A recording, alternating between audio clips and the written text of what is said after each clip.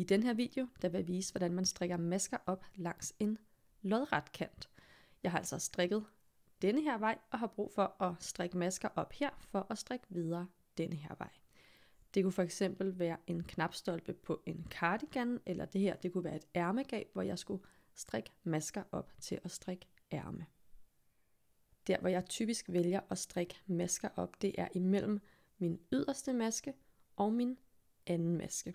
Så hvis vi lige kigger på mit arbejde her, så ligger den yderste maske her, og anden maske ligger her. Så jeg går altså ind imellem de to masker i rækken, jeg har her.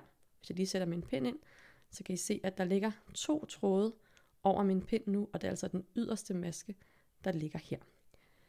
Det, der er vigtigt, når man strikker masker op, det er, at man bliver i den samme række. Jeg kommer til at strikke masker op med en anden farve garn, end jeg har strikket med, for at I bedre kan se, hvad jeg laver. Den allerførste maske, jeg skal strikke op, den vil jeg gerne have så tæt på kanten som overhovedet muligt.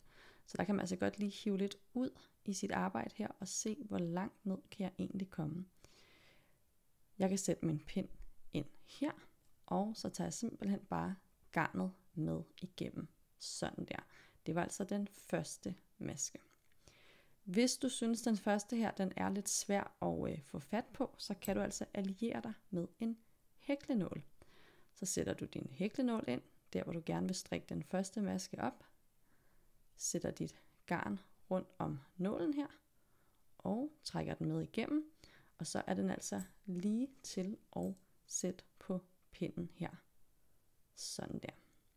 Til at starte med, der kommer jeg til at strikke en maske op per maske hernede af. Bagefter der skal jeg nok vise, hvordan man gør, hvis man skal strikke op med en anderledes opsamlingsfrekvens. Her i ribben, der kan det altså godt være lidt svært at se, og der kommer jeg til at orientere mig efter kanten herude. Så jeg har altså lige strikket en maske op ud for den, der ligger her. Så den næste, jeg skal strikke op, strikker jeg op ud for den, der ligger her. Så der går jeg altså ind her, og tager garnet med igennem. Så nu har jeg lige været under den, der ligger her. Så hopper jeg under den, der ligger her.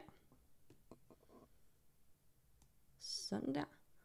Og den sidste her i ribben, den ligger altså, I kan se, at jeg har været under den der, så skal jeg under denne her. Sådan der. Så kommer jeg op i noget glat strik her, og der er det altså lidt nemmere at se maske for maske her. I kan se, at jeg har en her, her, her og her.